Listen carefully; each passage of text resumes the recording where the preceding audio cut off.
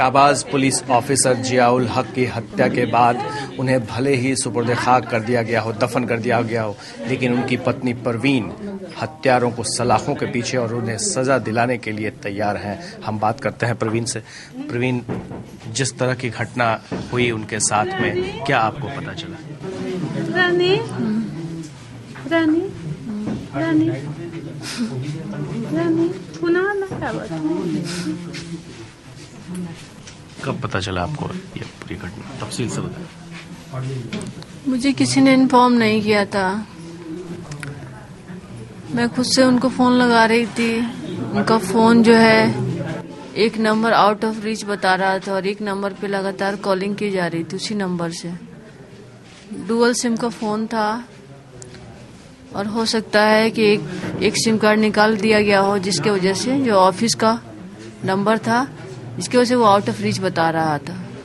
और जो उनका अपना पर्सनल नंबर था वोडाफोन का, उस पे लगातार कोई कॉल कर रहा था, उस नंबर से कोई कॉल कर रहा था। तो हो सकता है कि उन्हीं के फोन को लेकर के उस फोन को यूज भी किया गया हो उनको फंसाने के लिए।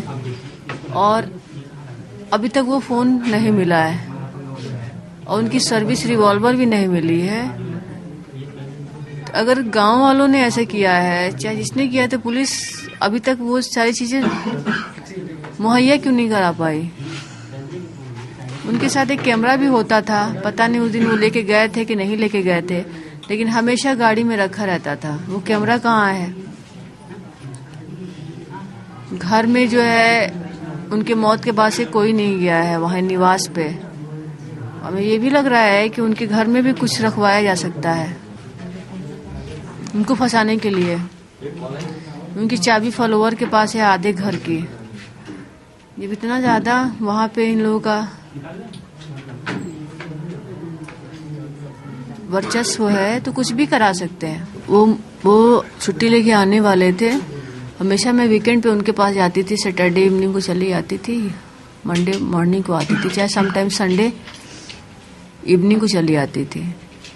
उस दिन उनके दांत में आरसीटी कराना था, तो दांत में जो है कीड़े लगे थे पीछे, तो बहुत दिनों से छुट्टी मांग रहे थे, छुट्टी मिल नहीं रही थी। तो उस दिन छुट्टी भी सैंक्शन हुई थी उनकी। पता नहीं कैसे छुट्टी सैंक्शन हो गई, हमेशा मिल नहीं रही थी, लेकिन उस दिन पता नहीं कैसे छुट्टी सैंक्शन हो गई थी। तो बोले कि तुम मत आओ, आज मैं आऊँगा। हमने वो उस दिन सैटरडे को प्रतापगढ़ मीटिंग में थे, प्रतापगढ़ में थे, कुंडा में, और बोले कि मैं घर पहुंच के मैं तुम्हें फ़ोन करूंगा, तो तुम्हें बता देना क्या क्या पैकिंग करनी है मुझे। मैं 4 दिन की छुट्टी लेकर आ रहा हूँ। उनको डस्ट एलर्जी भी थी, हो गई थी धूल धक्कड़ की वजह से। उसके लिए भी डॉक्टर से दिखाना था। जब वो 7 बजे तक फ़ोन नहीं किया मुझे, तो मैंने फिर फ़ोन लगाना शुरू किया कि मैं पूछूं कि कहाँ है, अभी तक फ़ोन नहीं किया तुम, क्या कल आओगे कि नहीं आओगे? नहीं आओगे तो मैं ही आ जाऊंगी। फ़ोन उठा नहीं थे। मैं लगाती रही। उसके बाद से मुझे लगा कि पता नहीं कहीं हो सकता है कि ऐसी जगह पे हो जहाँ फ़ोन नहीं लग रहा हो। लेकिन जब 10:30 कॉल, 4-5 मैसेज भी किए, वेयर आर यू, कहाँ हो तुम? तो कोई खबर नहीं थी। जब मेरे रिश्तेदारों के फ़ोन आने लगे, टीवी पे जो है ये न्यूज़ आने लगी कि सीओ कुंडा घायल है, सिर्फ सीओ कुंडा घायल आ रहा था, नाम भी नहीं आ रहा था, कुछ नहीं आ रहा था। तब मैंने फॉलोअर को फ़ोन किया और फॉलोअर से कहा कि तुम जो हो ड्राइवर, गनर, किसी का नंबर हो तो फ़ोन करके पूछो कि आखिर हो क्या रहा है। फॉलोअर ने कहा कि मैम साहब आए थे और 7 बजे निकले। पहले बोले थे खाना बनाओ, फिर कहीं से फ़ोन आ गया तो वहाँ कहीं गोलीबारी चल रही थी, वहाँ साहब गए और अभी तक कोई खबर नहीं है। हमने कहा कि ड्राइवर का नंबर, तो कहे कि ड्राइवर तो नए चेंज हो गए हैं, उनका नंबर अभी कहीं लिखा हुआ है, मैं देख के फ़ोन करके बताता हूँ। तो वो सब जगह फ़ोन कर रहा था लेकिन कोई उठा नहीं रहा था, फ़ोन काट दिया जा रहा था। फिर हमने उससे दोबारा फ़ोन पे कहा कि जाओ थाने पे जाओ, सेट पे क्या चल रहा है वो सुनो। तो सेट पे भी कह रहा है कोई सही इन्फॉर्मेशन नहीं मिल पा रही है, सेट पे भी कुछ नहीं पता चल पा रहा है। फिर हमने काफ़ी डांटा वाटा उसको कि बताओ सही बात क्या है, तो कह रहा है लग रहा है कि साहब घायल हैं, आप आ जाइए। हमने पूछा कहाँ हॉस्पिटलाइज है, तो घटना स्थल पे। कोई सही बात नहीं बता रहा था। हाँ, हटवा रहा हूँ। ठीक है, इन्होंने लगा लिया, पकड़ लिया। क्या आप राजा भैया को गिरफ्तार करने की मांग कर रही हैं, क्योंकि उनसे इस्तीफा ले लिया गया? मैं स्पेशली राजा भैया की बात यहाँ नहीं कर रही हूँ। मैं अगर 5 नाम हमने दिए हैं, FIR दर्ज किया गया है, तो वो सबकी गिरफ्तारी होनी चाहिए। मैं बस इतना ही कह रही हूँ। और इन्वेस्टिगेशन के बारे में, इन्वेस्टिगेशन के बाद CBI रिपोर्ट, इन्वेस्टिगेशन के बाद अगर कोई मुजरिम साबित नहीं होता है वो छूट जाएगा, जो साबित होगा उसको वही सजा मिलनी चाहिए जो इंडिया के कानून में है। बस सिंपल सी बात है। आपने चीफ मिनिस्टर से क्या कहा? आपने क्या मांग की थी, क्या डिमांड किया था? उन्होंने क्या कहा? उनसे वो जब आए थे हमने सारी बातें कही, उन CBI की जांच की बातें कही, उन्होंने माना। नौकरी की बात कही, वो भी माना उन्होंने। और राजा भैया की गिरफ्तारी की मांग की गई, उस पे भी उन्होंने, जितने भी मेरे डिमांड्स रिटर्न में हमने उनको दे दिए हैं, सब पे उन्होंने हाँ कहा है, किसी बात पे ना नहीं कहा है। हमने ये भी कहा है कि जो लोग भागे थे मौके वारदात से, मेरे हस्बैंड को छोड़ के, जो गनर था, ड्राइवर था और जो भी लोग थे, उन पे कानूनी कार्रवाई की जाए, क्योंकि वो भागे क्यों थे। अगर गनर है तो उसको भागना नहीं चाहिए था, ड्राइवर है उसको भागना नहीं चाहिए था। किसी का ड्राइवर, किसी का गनर भाग जाए तो फिर उसके ड्राइवर होने से क्या, मेरा अगर CO को खुद से गाड़ी चला लेता, ड्राइवर की क्या जरूरत थी? वो खुद से बंदूक, एक गन, 2 गन रख लेता, 4 गन रख लेता, गनर की क्या जरूरत थी? इंस्पेक्टर की क्या जरूरत थी? वो खुद से एकदम बिल्कुल सुपरमैन की तरह जाता। उसी को नियुक्त करना चाहिए CO के पोस्ट पे, जो सुपरमैन हो। अब तक की कार्रवाई से तो मैं संतुष्ट लग रही हूँ। अगर चीफ मिनिस्टर अगर ऐसे ही मेरी साथ देते रहेंगे, इंसाफ मुझे दिलाएंगे, तो मैं वाकई संतुष्ट हूँ। मुझे किसी से कोई मतलब नहीं। मुझे सिंपल एक मेरा जो कहनाम था, मेरे साथ जो नाइंसाफियां हुई हैं, मेरे पति के साथ जो नाइंसाफियां हुई हैं, उसका इंसाफ मिलना चाहिए।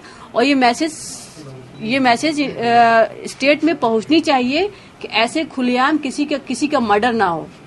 और ऐसे सीधे इंसान की मर्डर हो गई जिसका मैं तस्वुर भी, अभी भी मैं यकीन नहीं कर पा रही हूँ कि जियाउल जो है मेरे साथ नहीं है, मैं रियलाइज नहीं कर पा रही हूँ। मैं बिल्कुल अनकॉन्शियस हो जाती हूँ जब सोचती हूँ। तो मैंने परसों से कुछ खाया पिया नहीं, अभी मुझे बोलना है इसलिए मैं खा रही हूँ, क्योंकि मुझे ताकत चाहिए। जब से उसकी मौत हुई है तब से मैंने कुछ न खाया न कुछ पिया। मुझे पानी पीना पड़ रहा है क्योंकि मुझे बोलना है, मुझे लड़ना है उसके लिए। और मैं सिर्फ उसी के लिए नहीं लड़ी हूँ, मैं पूरे डिपार्टमेंट के लिए लड़ रही हूँ। अगर पुलिस सुरक्षित नहीं है तो आम जनता कैसे सुरक्षित रहेगी? एक CO जो पता नहीं 300-400 गांव को संभालता है, वही सुरक्षित नहीं है, तो गांव वाले कैसे सुरक्षित रहेंगे? आपको लगता है कि इस राज्य में कहीं ना कहीं पॉलिटिकल जो विल है, जो ताकत है, उसकी कमी है इन सब चीजों पर काबू पाने के लिए, गुंडागर्दियों पर पाने के लिए? अगर ऐसी गुंडागर्दी हो रही है, इसका मतलब वीक है। अगर नहीं होती, अगर पूरा कानून इतना ज्यादा स्ट्रांग होता, तो ऐसी गुंडागर्दी खींच के किसी को मारा नहीं जा सकता था।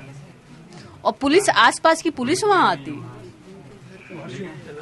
कहीं ना कहीं वो एक बहादुर नौजवान आपके पति थे, तो उन्होंने फेस किया, वो नहीं भागे।